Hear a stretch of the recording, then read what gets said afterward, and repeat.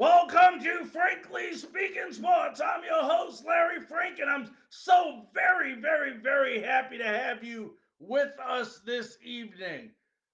I want to let you all know that we have several platforms that we are on. Right now, if you are watching me, you are probably watching me on Facebook Live, but we have other ways as well. We also have YouTube channel, Frankly Speaking Sports, and of course, you can listen tomorrow. If you do not get the chance to listen or watch this great episode we have planned for you tonight, hey, please go ahead and listen on Spotify or Anchor FM or Breaker or Google. All these different platforms we have for your listening pleasure. And I want to tell you, we have a great show in store for you tonight.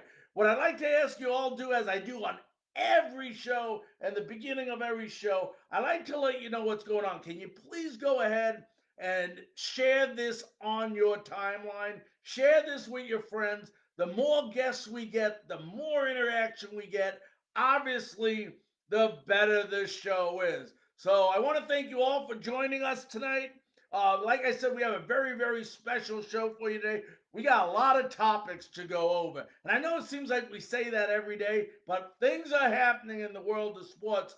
And, we're going to have a very special guest on in a little bit, probably about 15 minutes. Nick De La Torre. He is a beat writer for Gator Country. Gator Country been around since 1996, covering the Florida Gators. So we're going to talk some Florida Gators sports a little bit later. He's about 10 to 15 minutes away. We'll be talking to him. Also, I want to remind you, if you have not seen our poll question yet today, it's related to Florida Gators. You have one pick, just one pick. Nobody is currently in the Gator Athletic Hall of Fame. Let's just assume that. You have one pick. Who is the first person you pick based on their college career? Not anything professional, college career. Is it Emmett Smith, Tim Tebow, Pete Alonso, or Bradley Beal? Those are the four. You got a couple football players there, baseball player, basketball player. So please participate and make sure you vote for our poll question, which we will go over a little bit later in the show. Also, please interact. If you're here, you're watching the show, the only way I know who's watching is by you leaving a comment. We will try to answer all your questions that you may have. So please feel free to go ahead and leave comments in the comment section.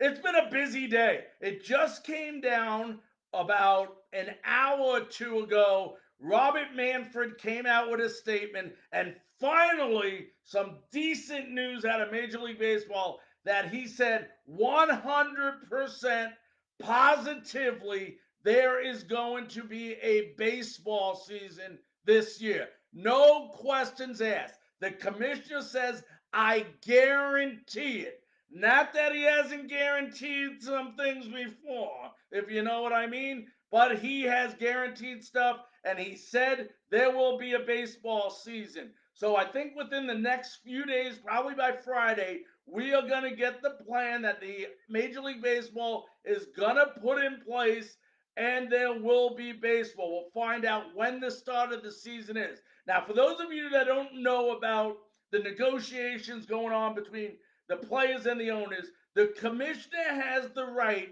to step in at any time he chooses and put his foot down and says, we're playing baseball, and this is how many games we are playing. The plan right now, if it goes through as of Friday, will be an 89-game season. So there is more to come on that. I don't want to speculate anymore because, like I said yesterday, unfortunately lately, baseball has had a way of disappointing the fans, and I don't want to do the same thing till it's concrete. But it is concrete, and I repeat, it is concrete that Robert Manfred did say there will definitely, 100%, he said, be a baseball season this year, 2020. So we look forward to hearing that. If you're just joining us, I see numbers as I go here. Please invite your friends, share on your timeline, leave me a message that you're here. I love to see who's on, say hello to you, leave me a question. You know, obviously our theme, look at this, baby. I got my Gator head on. I got my Gator shirt on. I'm fired up for this show tonight. I just can't wait for the next 10 minutes when Nick De La Torre comes on to talk some Gator sports. And we'll be talking also about a lot of things going on. I want to welcome my good buddies from Crew Life.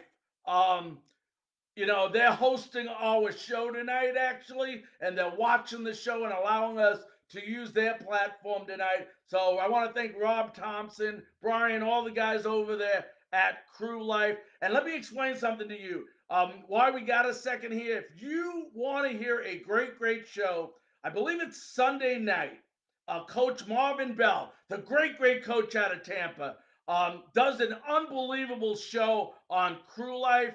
And you can go ahead and actually, I'm sure Rob, if I ask him, will leave a link on my Frankly Speaking Sports website where you guys can go ahead and tune in. I tune in on Sunday nights. Just a great, great show. And I want to put kudos out to Coach Bell for always doing a great job on that show. Now, for those of you that did not know, because it hasn't really been publicized with all the crap, I should say, going on in Major League Baseball with the bickering and everything. The Major League Baseball draft did happen today, and it's still going on. Now, for you Rays fans out there, and I know we have a lot of Tampa Bay Rays fans, they didn't pick to the 24th pick, so their pick is not in yet. But I'm going to go over the top 5 picks real quickly for you here for those of you that might be interested. And number 1 was the Detroit Tigers. Detroit Tigers picked Spencer Torkelson. He's the third baseman out of Arizona State. That was the number 1 pick. And number 2 pick, all you Razorback fans that are on right now, and I know there's plenty of you on there, baby, stand up. Just go ahead and stand up and cheer because they got the right guy at number 2. Number 2, the Orioles picked Hunter Jerstad out of Arkansas, baby. That's it. Woo Pig Suey. They did get their pick. And let me tell you something about this guy. Listen to these career statistics for the Arkansas outfielder. 343 batting average, 30 37 home runs, 129 RBIs in 150 games. One more time, 343 average, 37 homers, 129 RBIs. So you figure his career was basically a season in in Major League Baseball, and just incredible, incredible numbers. I personally want to thank congratulate my buddy Heston Jerstad for being picked number 2 in the draft. Then number 3 was the Marlins. Max Mayer, the right-handed pitcher out of Minnesota. The Miami Marlins trying to beef up their pitching staff. And then 4 for the local Kansas City Royals in the Arkansas area. That's who they root for here. They got a guy named Asa Lacey. He's a left-handed pitcher out of Texas A&M. And then number 5, give the Blue Jays credit because I thought this guy was going to go in the first couple of picks. They got the Vanderbilt shortstop, Austin Martin. So I want to go ahead and congratulate those guys for being the top 5 in the Major League Baseball draft. And if you're not aware of it, this year it's different. It's usually 40 rounds. This year, only 5 rounds. 5 rounds. I don't know what happened to the other 35 rounds. They lost them somewhere. But there's only going to be 5 rounds. And I want you guys to know that anybody that is available after the 5th round is going to be able to be a free agent, which means that any team can sign them. Now, if you're a Tampa Bay Rays fan, wow, this is good for you because the Rays are known to get these players in the later rounds. You look at Kevin Kiermaier, great example 10 years ago. They got him in the late rounds. So this benefits the Tampa Bay Rays a lot because they're not one of those teams like Al Keck said last night that really goes out and spends a lot of money on these players.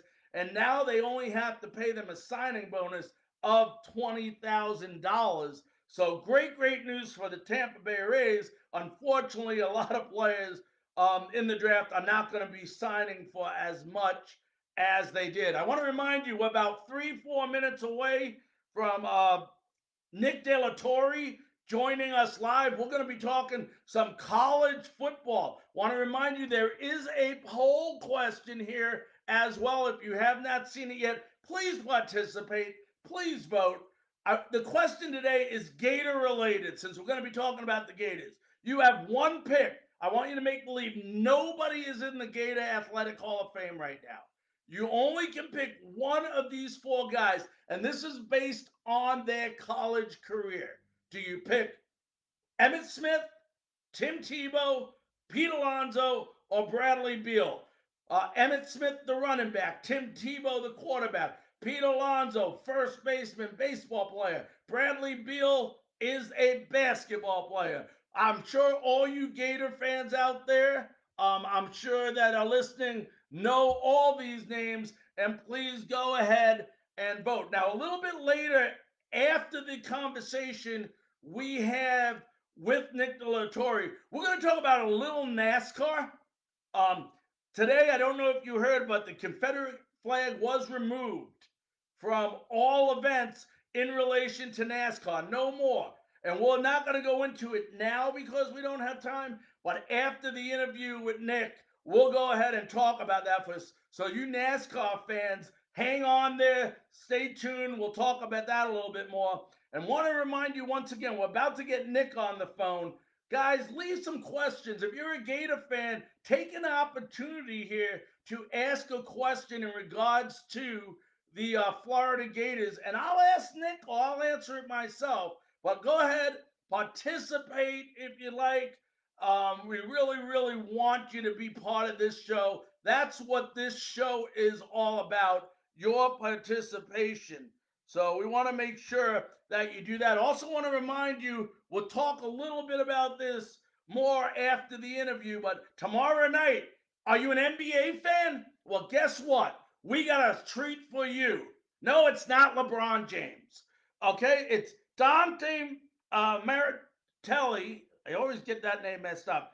Marchatelli is going to be joining us. He is a host for the Orlando Magic and a sideline reporter for Fox Sports. So we'll be talking about the Magic. Tomorrow night, we're going to go over, the format that they plan on using, about the 13 teams in from the West Division and the 9 teams from the East Division, and find out why was it split up like that instead of 11 and 11. All those questions are going to be answered tomorrow night when we go ahead and have Dante on the phone. Um, we got a couple of seconds left, and I know we're going to have Nick on the phone, so I don't want to get into another topic just yet. But, ladies and gentlemen, first of all, off Frankly Speaking Sports. Well, something went wrong there. I don't think that was Nick. Let's go ahead and find out what happened to our buddy Nick there. He was on the line, but I guess he fell off. So let's see if we can get Nick back on the line here. But we're going to talk to Nick right now in a few seconds when he gets on the line here. And, it's my great honor, thrill, and pleasure to introduce to you on the Frankly. Well, something's going on with Nick's phone. It doesn't seem to be working right now. So let me make sure I got the right number for him. Sometimes we do have some technical difficulties here. So, guys, please bear with me for 1 minute while I try to make sure we have his number correct here. All right, let's get Nick on the phone here. Up. Call failed twice. Yeah, we see that. Let's see what happened to Nick. Here we go.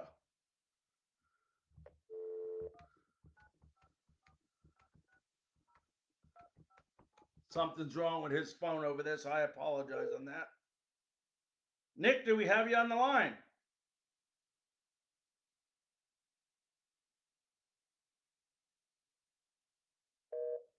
All right. Well, I guess we don't have Nick on that line. Let me try this one more time here. Something's.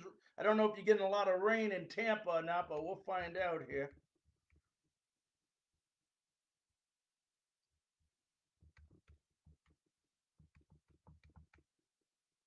All right, let's see if we can get Nick on the line.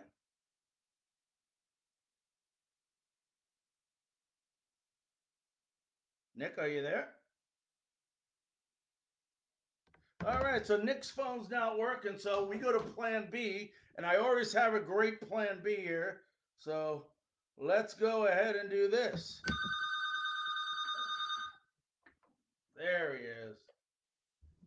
So, right now, ladies and gentlemen, it is my great honor, thrill, pleasure to introduce to you a gentleman. When you're talking about Gator football, baseball, basketball, this is the guy you want to talk to. I mean, we are so lucky and so happy to have the beat writer for Gator Country joining us tonight on Frankly Speaking Sports. Please welcome Nick De La Torre. Nick, how you doing tonight, buddy? I mean, with an introduction like that, I can't do anything else but great. Thanks for that introduction. Yeah, sorry about the difficulty. I'm not sure what that was with the phone. I mean, you're on the same phone, so I'm not sure. But either way, we're happy to have you with us today. Nick, I want to start off right away with you. Tonight, I was just looking at, the couple of picks in the Major League Baseball draft, and I seen that obviously no Gators went in the top 10 so far tonight. Uh, it's a big day for these guys, isn't it?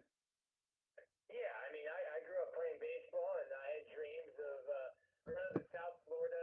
My parents are Gator fans, and I mean, I was growing up in South Florida with how good Miami was in the '90s. I had dreams of playing there, dreams of playing professional baseball, but there's not a big market for slow 5'10" right fielders who don't hit for power. So there wasn't a market for me. But yeah, this is a dream come true. Florida had one signee drafted, number 9 overall, Zach Bean. Um, so a guy that signs to Florida, but one of those where you sign him and hope something crazy happens. He's going to go and make $5 million with the Rockies, so he'll never come to campus. But there's a couple guys we're waiting on. I think Tommy Mason, Jack Lethbridge will get picked, and we'll see how the night plays out today and then tomorrow for the next 4 rounds. Nick, you'd be real proud of me, buddy. I'm here in Arkansas right now. I just recently moved after 35 years. I had lived in Gainesville before, but mostly the Tampa area. I got my Gator hat on. I got my Gator jersey on. I'm representing us well. I want you to know that in Arkansas right now. There you go. That's I was there one year when Florida played Arkansas. That was when Burke was there, when Brett Bielema was there, and it was a nice trip. I actually flew into or stayed in Bentonville because the hotels were expensive in Fayetteville with the Gators in town. Yep, and that's where I live in Bentonville, so I know exactly where you're talking about. Now, to just recently, I believe it was Monday, athletes were allowed back on campus for all sports. Um, what is that situation like? I know in Arkansas that they're allowed back. It's voluntary workouts. Are the football players back on coming back on campus now? Yeah, so they started coming back even before June, the last weekend of May. They started coming back to get tested. Obviously, the first day that they get two voluntary workouts was this Monday, the 8th. But the way that Florida's doing it is they're bringing 10 to 15 football players in a day because they're going through, screening and testing for coronavirus, COVID-19. Um, so far, they've tested 87 football players. They're waiting for 7 tests back, but they have 80 clean tests. So Awesome. I know schools like UCF has a couple. I know Alabama had 5, and Florida State had at least one. So I mean, I think Florida feels fortunate right now that they don't have any, but they're Mm-hmm. kind of taking it slow. And honestly, they're waiting for their first positive test because I mean, the way this thing has looked, it looks like you're going to have to deal with a positive test. This might just be, a thing that we deal with for a while. So, Nick, we're talking to Nick De La Torre. He's a beat writer for Gator Country. Nick, why don't you explain to the individuals that are listening that might not be aware? Let's say we'll use the Gators as an example since we're talking about Florida here. let's say a player does contract the coronavirus.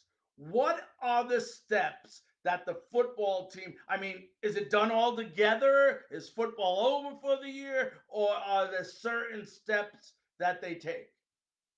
I mean, that's a big question. So right now, when if a player goes to a workout, the way that Florida is handling it is that player has been given 3 workout outfits. So you show up in your Monday outfit. You're given you're asked where have you been? Have you been in contact with anyone that's had it? You're getting your temperature taken. If someone even has a high temperature, they're sent home from the workout. Not home, but sent to one of the team physicians. So if you go through your workout and you get a water bottle and a towel, as soon as the workout's done, you hand that back in. You come back the next day and you bring the clothes you wore from the previous day. So you wash, sanitize. The Florida's taking it very seriously. I think right now, if someone were to test positive, you're trying to track who they've been involved, who they've been with, where have they been, who they've been in contact with, and start creating a tree around well, who else could be involved. Now, if you get into a season, I mean, I've been talking to my colleagues here. What happens Florida LSU week or Florida Georgia week, and Kyle Trask gets test positive that week because these guys are going to be tested, on a weekly basis. What happens if he tests positive? And in my mind, well, if Kyle Trask tests positive, his hands are under the center's butt. The center's probably testing positive. If the center tests positive, left guard, right tackle, left tackle, defensive tackle.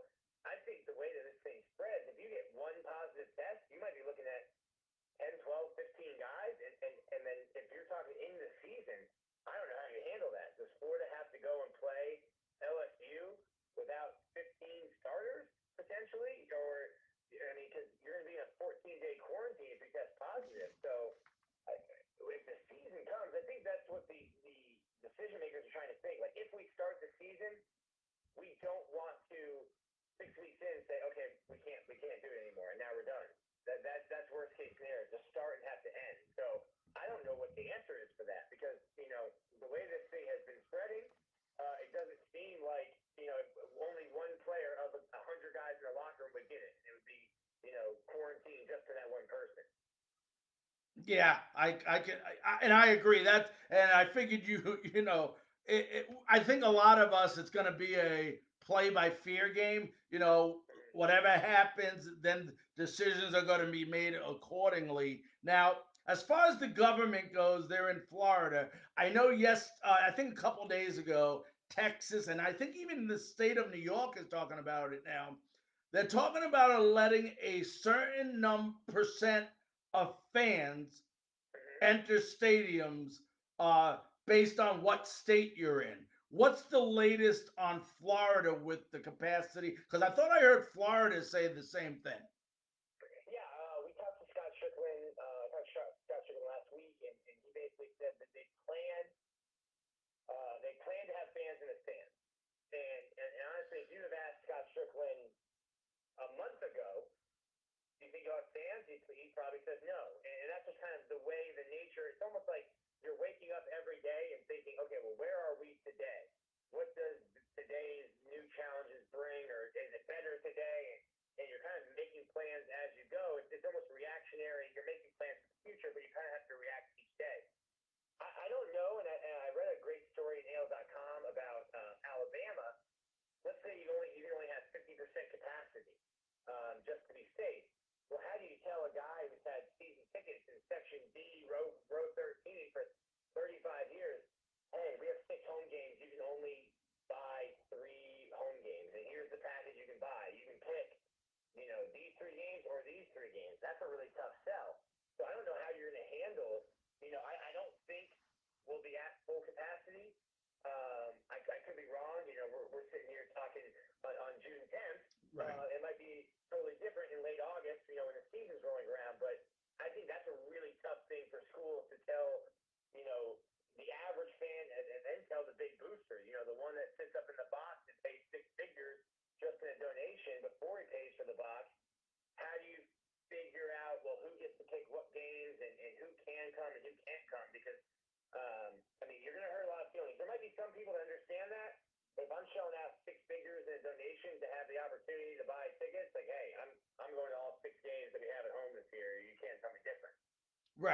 Now we're talking to Nick DeLatorre, Gator Country, a beat writer. Um, and you talk about the fans and the fans in the stands, and when you think of the Gators, I mean, I've been to many Gator games. There's nothing like the swamp being packed. Do you think the not being full capacity from you want to say the players don't hear it, they don't do this, they don't do that. We're not stupid. We all know they hear it. How much does that you think affect the players? I think it certainly. I mean, when Florida played Auburn, that was a huge game last year. And Auburn came in with a freshman quarterback who had looked good at times. Certainly didn't look like a freshman at times. And when Bo Nix came to the swamp, I really truly and not to, not being a fan of me, I really truly think that that environment, that's the loudest it's been in the 8 years or 7 years I've covered Florida football. The loudest it's been in my time covering it. And there's nothing you can say that can convince me, hey, that environment didn't affect a freshman quarterback on the road to some extent, and it will. And I don't think they talked about with I think some of the German soccer leagues are like pumping in crowd noise. I don't Right. think that's right. I don't think you should do that.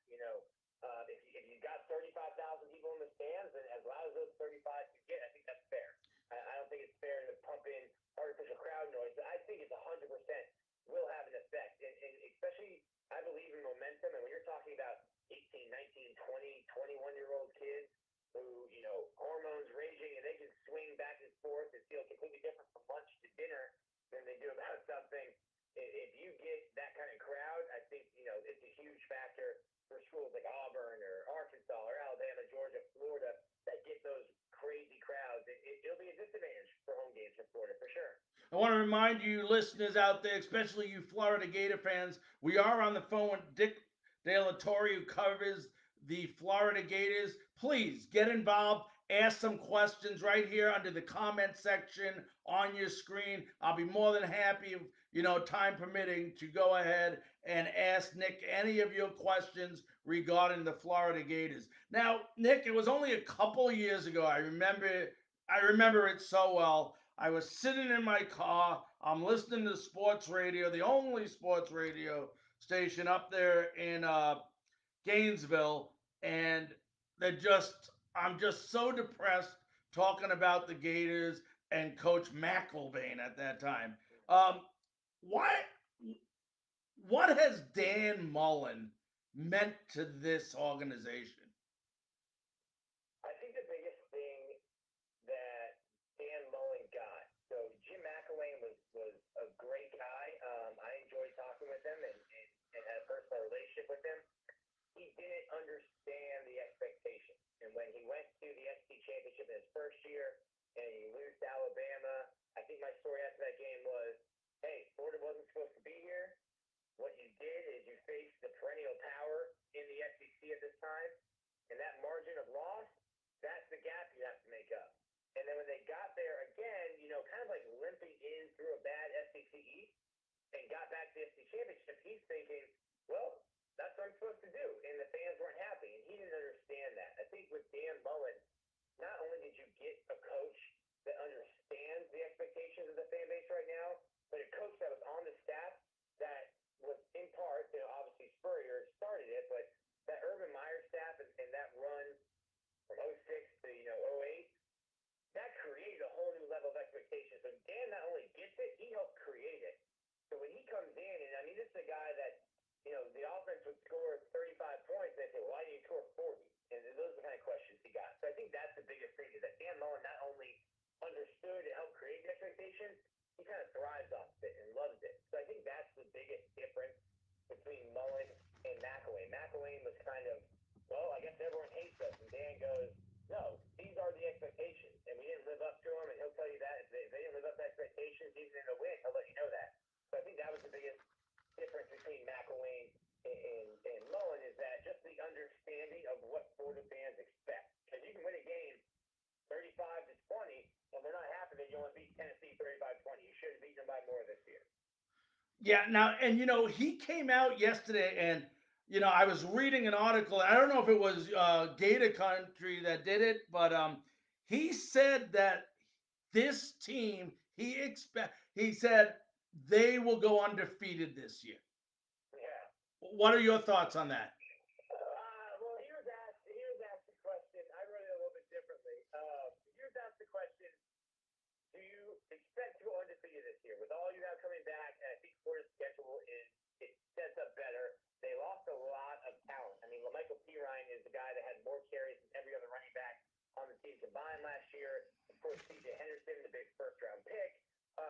So when I look at what they've lost, and then you look at the schedule this year, hey, your rival Georgia has to go play Auburn and Alabama this year. Florida gets Ole Miss and LSU. And Ole Miss, obviously, with Lane Kiffin's first-year head coach. Not sure what they'll be.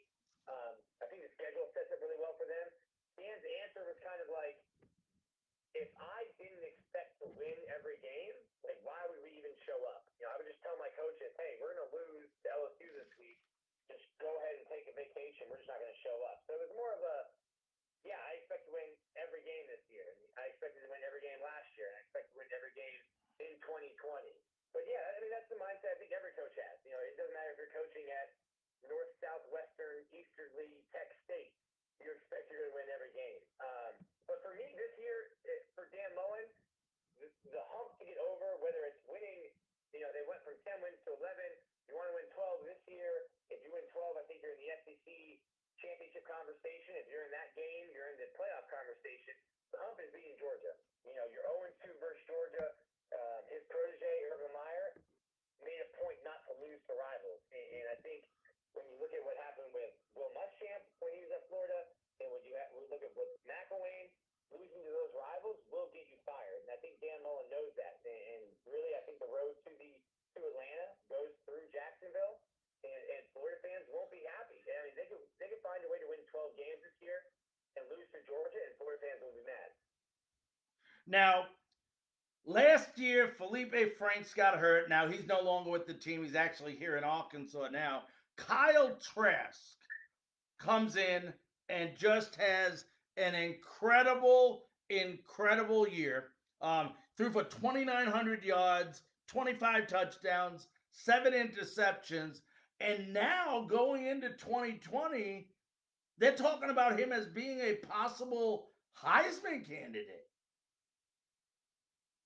Yeah, I mean, it's a story that if you know it, I mean, if you took it to Hollywood and presented this entire screenplay to a producer, they tell you to go back where you came from. It's ridiculous. The kid that hasn't started a football game since high school shows up and is thrust into this position in the middle of the season, losing at Kentucky at the time. Go finish the game, finish the season. I think you couldn't even sell it in Hollywood. To me, the thing with Kyle Trask is he never, and I give him a lot of credit because me at the age of 20, 21, if I'm sitting there for 3 years, I'm busting my butt in practice, I'm getting hit and all these things, in 3 years I don't get a single snap in the game, a meaningful snap. I'm not showing up every day and preparing. And I think what you saw from Kyle Trask last year was just proof that, hey, like if this kid didn't take every single practice seriously, he wouldn't have had the success that he had last year. So my interest in this year is how do you go from the guy that everyone rallied around because it was an injury and you're the only option to, hey, you're going into this year as the starter. Now there's more expected of you. Last year, no one knew what to expect. You kind of set a bar. How do you take your game to the next level? How do you become a better leader? You've never had to be the vocal leader, the guy that everyone looks to in the huddle, the guy that everyone looks to in the locker room. How do you handle that? Are you mature enough to continue bettering yourself and working even harder than you have to get better in a new spotlight? Because like you said, talking about Heisman, dark horse, the best returning SEC quarterback, this is a guy who most people in the national media wouldn't have known if he would have put his name out there. They would have said he's a golfer. So it's a huge, completely different stage for Kyle Trask. I'm interested to see how mature he is and how he handles that. He's never had to handle that kind of stage before. Even last year when he was starting, he was, well, what a great story. If he throws an interception, that's fine. He shouldn't even be here. Now it's time to prove that you belong here. Wow. Yeah, it is an unbelievable story, especially for Gator fans. Now, I believe, is Kyle Pitts coming back? Yeah, yeah. He was only a sophomore last year. I know, when I look at Kyle Pitts, and 2 years ago, I think he was a freshman, right? 2 years ago, he caught three passes, and then last year, it seemed like every time you were watching, an offensive play for the Gators, Kyle Pitts was catching a football. He had 54 receptions, 649 yards, and five touchdowns. I mean, this guy to me, and I could be wrong, I don't judge talent in the NFL, but he definitely looks like a possible down the road first round draft pick. Yeah, Florida fans, I think, have already come to grips with like enjoy Kyle Pitts for however long the 2020 season is because Kyle Pitts will not be playing football on Saturdays in 2021. Like, yeah, Right. he's a 3 year and done kind of guy. That really that turnaround with him. I mean, he led the team in receptions, 600 more yards, but he led the team in receptions.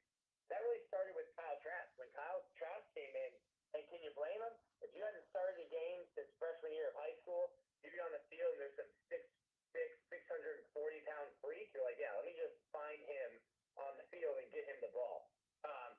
He's obviously needs to work on becoming a more complete tight end in terms of can you trust him, in your goal line package? Is he a guy that you can put three fingers in the ground and tell him to block the defensive end in front of him? He's not there yet, but in terms of an offensive weapon, there's not a linebacker that can run with him, and there's not a defensive back that is as big and can be physical with him. So that's the kind of mismatch that you get. And then when you look at Florida, what they lost, I mean, you're losing Van Jefferson, Freddie Swain, Tyree Cleveland, Josh Hammond. You lose those guys. Okay, well now we can focus on Kyle Pitts, but you still have other guys that are coming up in Jacob Copeland and Trayvon Grimes at receiver. So I think if you get into a situation where you're trying to double Kyle Pitts, like I said before, you're trying to find a matchup with speed and size. Um, you're leaving these other guys open. So I think Florida's in a good spot with Pitts. I think he'll lead Florida in receptions and touchdowns. He's Yeah. just too good of a player, too big of a mismatch that Florida and Dan Mullen will make him, a primary target and a primary option each and every week in their game plan. How dominant is this defense? I think the defense on the outside at cornerback, I'm really excited about Kyrie Elam, who was just a freshman last year. He's the son of Abe Elam, who played in the NFL, and nephew of Matt Elam, who was an All-American at Florida. He's going to be an All-SEC, maybe an All-American type player down the line. And then you have Marco Wilson on the other side of him returning. I'm worried about Florida up the middle, and I need to see more from TJ Slayton. I need to see guys at defensive tackle, nose tackle step up. Who's going to fill in for David Reese at middle linebacker, and then safety. You've got a bunch of guys back there at safety that I need to see more from. I mean, you lose Jawan Taylor, who is a senior. You get Donovan Steiner back, but there's a bunch of guys in that back end that I need to see more from. Brad Stewart's one of them. Trey Dean's a guy who didn't have a great sophomore year, could be moving back to safety. So I think Florida's defense has the potential to be dominant. You're losing a lot in Jonathan Grenard and Jabari Zuniga, but you've got guys that I think can kind of pick up that slack. My favorite one that I'm looking forward to make a big jump from his freshman year to his sophomore year is Mahmoud Dibade. There's also Brent Cox, a former five-star from Georgia that transferred and had to sit out last year. So Florida's kind of, Andrew Chatfield, they've got a bunch of guys that can get after the passer. I'm worried about that inside. If teams that you're facing, when you face Georgia, and they want to run the ball between the tackles, do you have those guys on the inside that can stop that? Because you're going to be able to get to the passer. You've got the guys on the back end that can give those pass rushers time. Can you stop the run? Are you physical enough inside? So that was going to be my biggest question to watch in the spring. We were just days away before spring got canceled. So that's really my biggest question mark for Florida is right up the middle, from defensive tackle, nose tackle, middle linebacker, up to safety. Okay, a couple more questions, and then we'll let you run, Nick. Nick, who do you see him that being their toughest opponent or their toughest game this upcoming year? It's got to be the Georgia game. And when you look for the schedule, it really plays in their favor. Last year was a really tough schedule. At LSU, you had to start the season with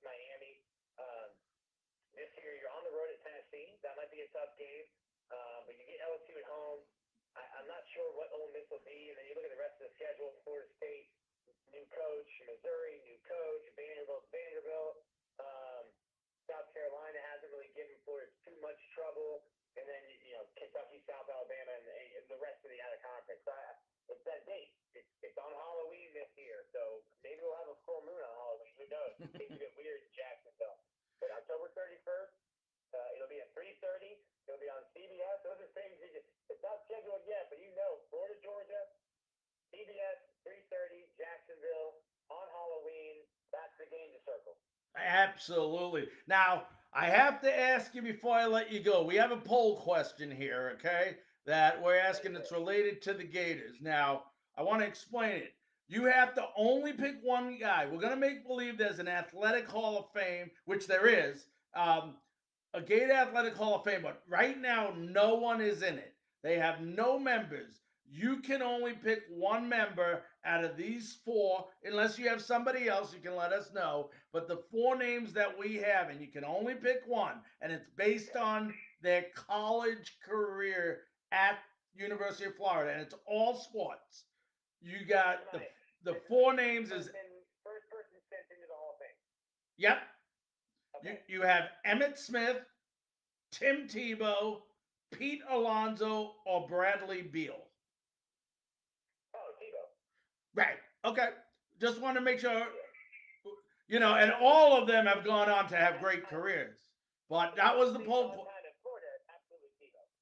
Let me ask you, I said it was the last question, but you followed, I followed, college football since whenever. And I was having this debate, and it was a great debate because a lot of people don't know this. When Tim Tebow started really doing well for the Gators, came in, took over, he was a lot of people compared him to Doug Flutie because of the effect he had on the school.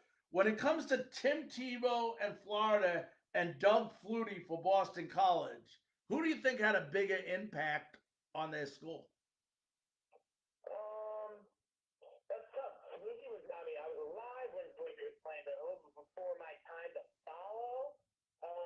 And I also grew up, like I'm only a year younger than Tebow, so I was in high school during those years, and in college, even though I didn't go to University of Florida, like that's like it's hard. I'm biased for Tebow because I was like in the heyday of my sports fandom before I got into the industry.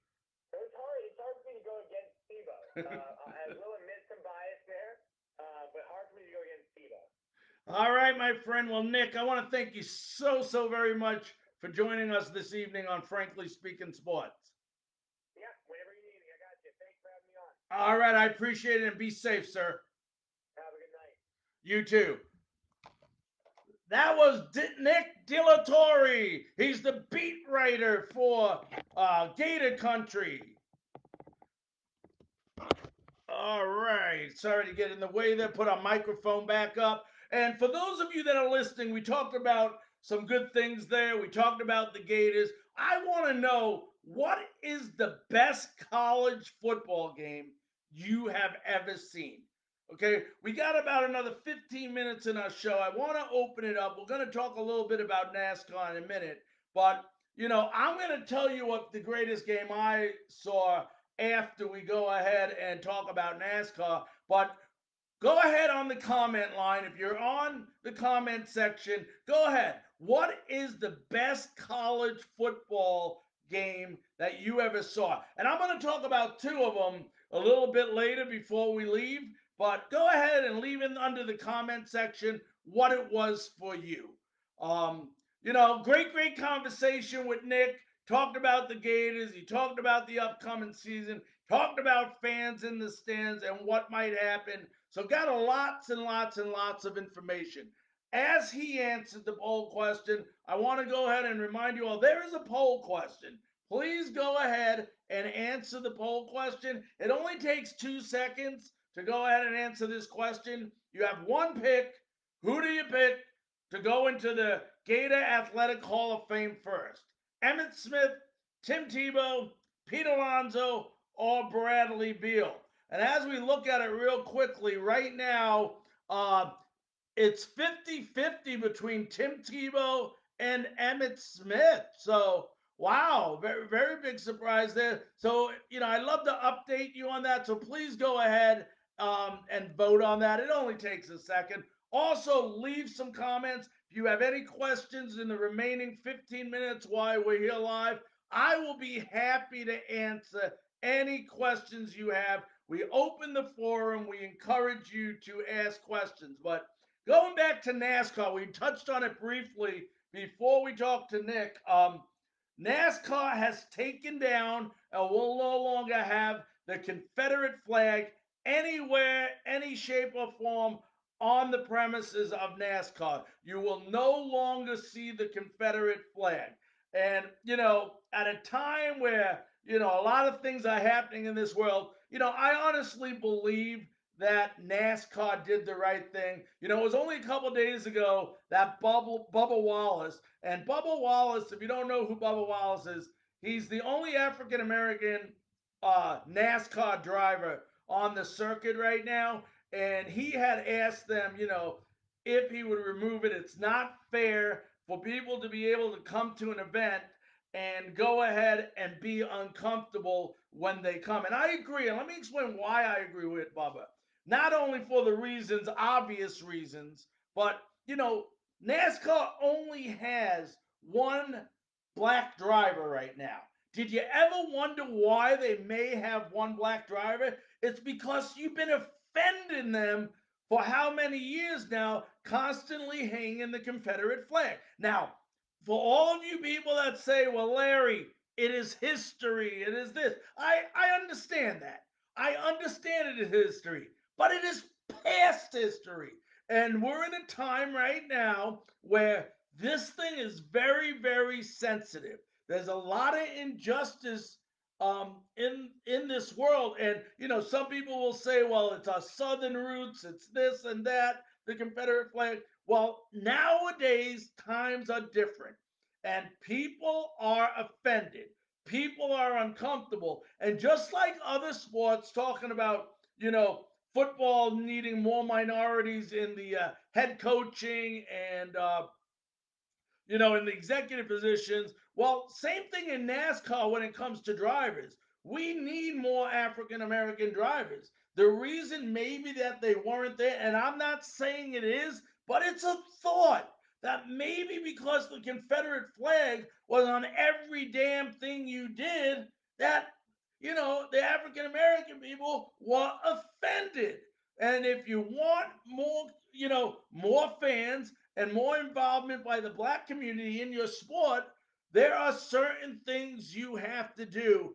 And NASCAR got it right this time when they went ahead and they removed it. Now, they just didn't remove it from raceways, everything. And I believe it might be Bubba Wallace that his car, I believe either tonight or Sunday, is going to be painted with the Black Lives Matters symbol and everything, and logo. So great, great stuff coming out of NASCAR. You're doing the right thing, and keep up the great work. We talked about some great college football games, and I'm seeing if anybody's leaving a message here real quick. But the two that stick out to me, I was at one of them, and they both concerned the Miami Hurricanes. And both games, the Miami Hurricanes lost. And for those of you that are old enough to remember, back in 1988, it was my last year of college. Okay. The Miami Hurricanes were traveling to Notre Dame. Um, and when they went to Notre Dame, they called it the Catholics versus the convicts. A big, big hoopla. They were making shirts up. They were getting in trouble. People were, the Miami Hurricanes through the 80s were the bad boys. Everybody noticed them. And I believe this game, if I remember correctly, both teams at the time of this game were undefeated. Both teams were undefeated. And Notre Dame ended up winning that game. I believe it was 31-30. Those were the great Jimmy Johnson days, the Michael Irvin days, the bad boy days. And Miami went in there and lost a real tough game to Notre Dame. So that was the first loss. And then the second game, by far, I was at this game. And let me tell you the story behind this game. It was Thanksgiving time.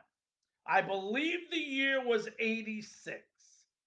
Okay, don't quote me on that, but I'm almost positive it was 1986. A lot of you football gurus and college football gurus will know better, but I think it was 86. I had two tickets extra to the Miami Hurricane game. It was the day after Thanksgiving. I'll never forget it.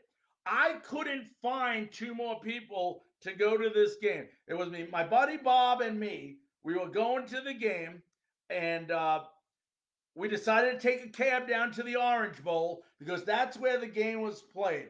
And the game was being played. It might have been, forget who the quarterback for Miami was. It might have been Bernie Kosar back at that time, but they were playing Doug Flutie and the Boston College Eagles. And I'll never forget it. It was a rainy day, misty day, the wind blowing, you know, the Orange Bowl was rocking.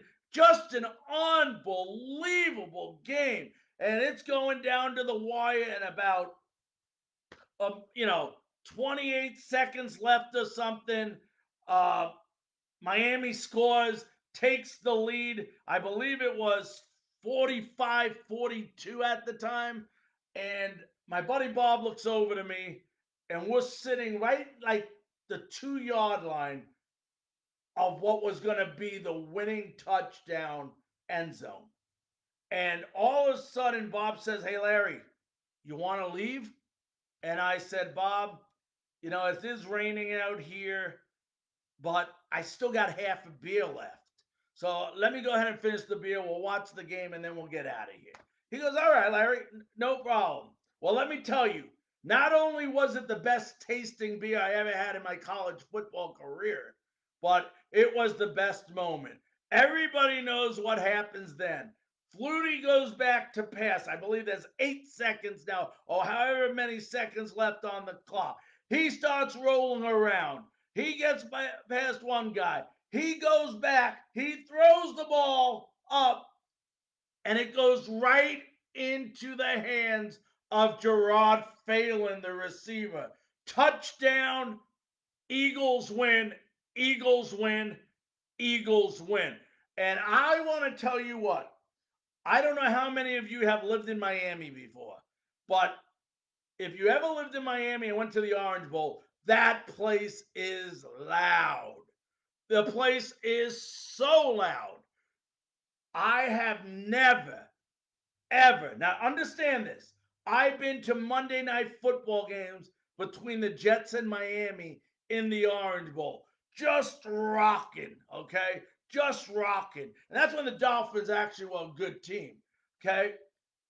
I have never, ever seen the Orange Bowl that quiet in my entire life. And it will obviously the Orange Bowl ain't there anymore. It's now where the Miami Marlins play is the old Orange Bowl. They knocked it down and built where the Miami Marlins play now. But just an incredible, incredible, incredible game where Doug Flutie threw that pass. And that's why we asked, Doug Flutie, and we were talking about Doug Flutie, we were talking about Tim Tebow. They played at different times. And Flutie went on that year, as everybody knows, to win the Heisman Trophy. And just an incredible, incredible, incredible game. So that's my story about some great, great college football games. Want to remind you tomorrow night. Oh boy, do we got another treat for you tomorrow night. Another live interview tomorrow night. We're going to be talking a little National Basketball Association tomorrow. The NBA. NBA is starting back up the end of July. The Orlando Magic are part of the team, one of the 22 teams stay for them. They're staying in Orlando. We will be playing in Orlando, and we get the honor and thrill and the pleasure to have tomorrow Dante Marchitelli, who covers the Orlando Magic and is also a sideline reporter for Fox Sports. So we will be talking about the Orlando Magic, the NBA, what he thinks about, the amount of games. Because, when you hear this format tomorrow night, they are playing a lot of games in a short amount of time. So it's not like these guys are going to come back and get a break. And then the season's not going to end till the end of October, and they plan on the new season starting in December. So we have a lot of information to go over with Dante tomorrow, and it's going to be a great, great, great show. And we look forward to seeing you there. Want to also remind you, if for any reason you didn't get to listen to our show, or maybe a friend forgot about us, I can't see why they wouldn't want to listen to us. So tell them it's okay. You can go to Anchor FM. You can go to Spotify. You can go to Breaker. You can go to Google. But tomorrow they will all be on those platforms, the actual recording of this episode. Also, we have our own YouTube channel. You go to YouTube, you go to Frankly Speaking Sports, and you go to the channel and you can go back past podcasts, past interviews. It's incredible. And not only that, if you want to go to a sports bar, you can watch us there. Go to a sports bar, ask them if they got a smart TV, tell them to go to YouTube, Frankly Speaking Sports, and you can watch a tape of our show. This show will be on immediately following. We're going to download it to YouTube, and you'll be able to watch it at your favorite sports bars with a brewski and some wings. Wow, incredible. Also, Frankly Speaking Sports Group. Invite your friends, encourage them to join. We want to become the biggest and best Facebook group out there. Also, follow us on Twitter at Larry Frankus. That's with the US at the end. So we want to go ahead and remind you we got Dante tomorrow from the Orlando Magic, and then we're supposed to have we have it plugged in. Friday's incredible. If you ever followed baseball, you will know the name Dave Sims. He is the voice of the Seattle Mariners and has been for the last 14, 15 years. Will be joining us on Friday for a live interview. So some great, great, great, great shows coming up, and we're going to continue to try to get the as many interviews as possible. Real quickly, the final poll, if I can get this on tonight, who was it was 50-50 tonight. Didn't have a lot of people participate, unfortunately, in our poll question, but Emmett Smith and Tim Tebow, which are the two that I expected. I want to thank you all so very, very much for joining us this evening. We also want to thank our special guest who came on tonight from Gator Country, Nick Torre. To all my fans, I look forward to seeing you tomorrow night. Everybody have a good night, and we'll see you the next episode of Frankly Speaking Sports. Good night.